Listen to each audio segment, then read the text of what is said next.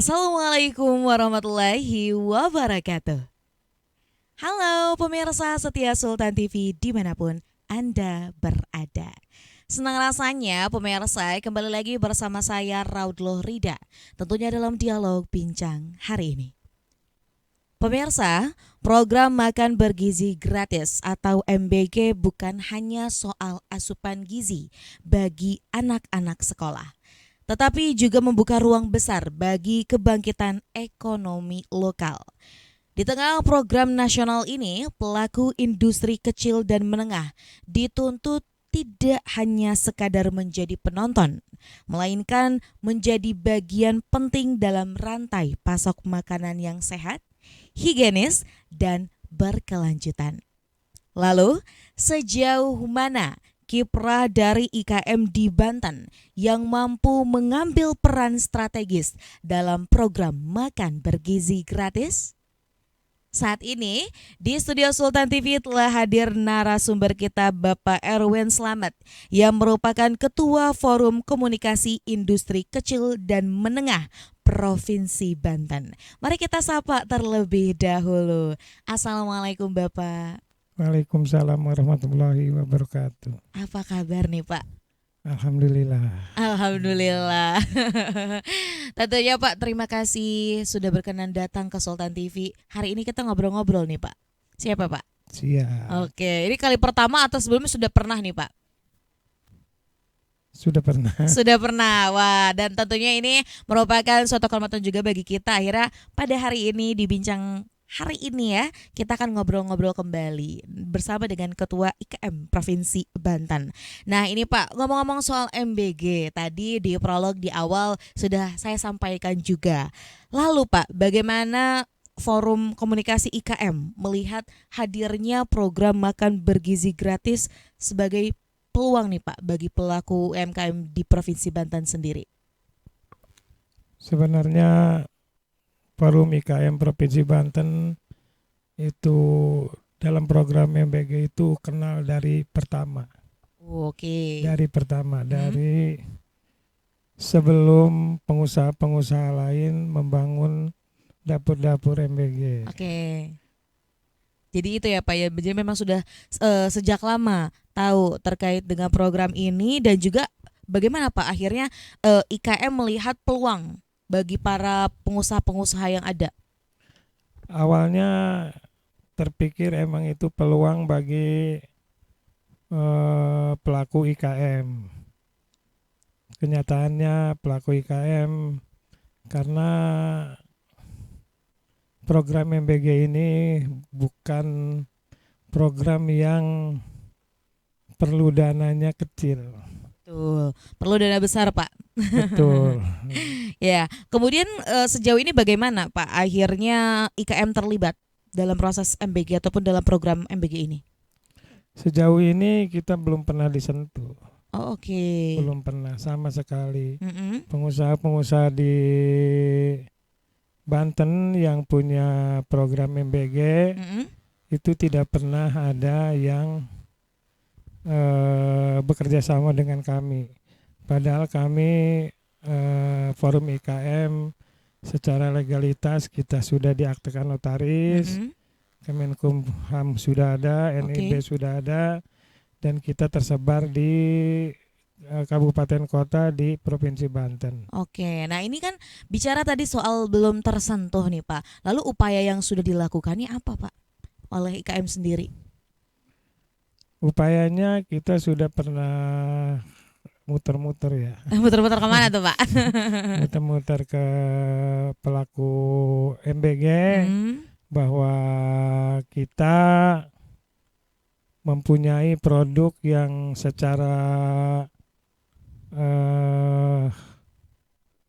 perizinan itu Oke. sudah sesuai dengan tuntutan pemerintah. Oh, oke. Jadi sebenarnya secara produk kualitas ini IKM ini sudah mumpuni ya Pak ya. Sudah. Namun memang PR-nya belum tersentuh saja. Belum. Lalu apakah ada upaya-upaya lain nih Pak agar dari IKM sendiri akhirnya dapat berkontribusi langsung terkait dengan program MBG ini?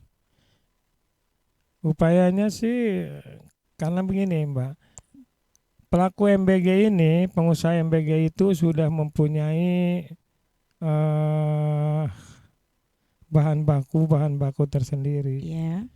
yang kalau kata saya boleh diadu dengan produk IKM, mah enggak kan Oh, gitu oke. ya. Mm-mm. Karena kita secara anggota kita secara legalitas dari mulai NIB yang terkecil sampai ke halal Hmm. sudah ready. Oke, jadi sebenarnya sudah ada ya Pak ya. Lalu Sudah. tantangannya Pak, ini kan karena tadi akhirnya belum, tadi Bapak menyampaikan ini belum tersentuh, kemudian tapi kualitas yang dimiliki oleh IKM sendiri sudah mumpuni. Tantangannya apa sih Pak? Tantangannya eh, kita menunggu kebijakan dari Pak Gubernur Oke. untuk mengumpulkan semua pelaku MBG, Mm-mm. kita memperkenalkan produk kita Oke. bahwa disinilah tidak perlu mencari produk ke luar kota. Oke, jadi ada gitu ya. Di Ada insya dalam Allah. wilayah pun ada seperti Ada itu. wilayah. Tapi dapat dipastikan bahwa produk-produk itu bagus ya Pak oleh IKM sendiri atau seperti apa? Secara legalitas, Hmm. secara tes yang dilakukan oleh Dinkes, kita semuanya sudah mumpuni. Oh, oke. Dari sektor-sektor apa aja Pak kiranya bisa disebutkan agar pemirsa juga tahu.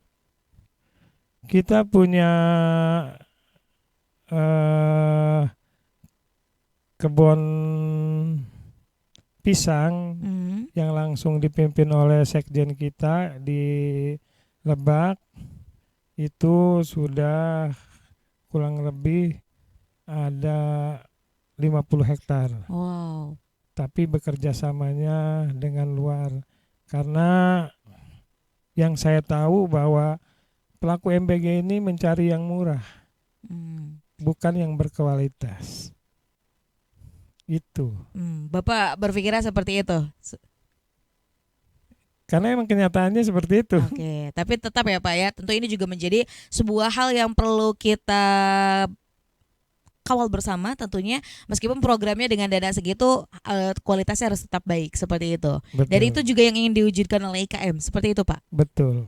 Oke. Lalu nih Pak ya, terkait dengan menurut Bapak sendiri selaku ketua dari IKM di Provinsi Banten, seberapa besar sih Pak dampak ekonomi program MBG ini terhadap perputaran usaha kecil khusus yang ada di Provinsi Banten? Kalau dampak terhadap usaha kecil, karena kita di pelaku IKM, IKM itu kan perkumpulan owner-owner UMKM. Hmm. Selama saya mengadakan pertemuan-pertemuan dengan beliau, itu tidak ada dampak untuk UMKM. Oke. Semuanya turun langsung ke pasar masing-masing. Oke, jadi belum menjadi mitra seperti Belum. itu. Tapi tentu ada harapan dong, Pak. Harapan ada, Hmm. pasti itu untuk bagi kita sebagai pelaku IKM. Oke, jadi itu ya Pak ya. Jadi tentunya ada penguatan juga Pak yang dilakukan di internal IKM sendiri. Penguatan seperti apa nih? Ya contohnya Pak, tadi kan karena belum bekerja sama, akhirnya kan tentu dengan kualitas yang dimiliki oleh bagian-bagian atau anggota-anggota dari IKM juga perlu dibenahi. Apakah itu dilakukan secara berkala atau seperti apa Pak? Pertemuan kita 3 bulan sekali. Oke. Jadi apa yang dikeluhkan sama mereka, mereka akan menyampaikan. Oke, sejauh ini program apa Pak yang masih berjalan dan akan berjalan?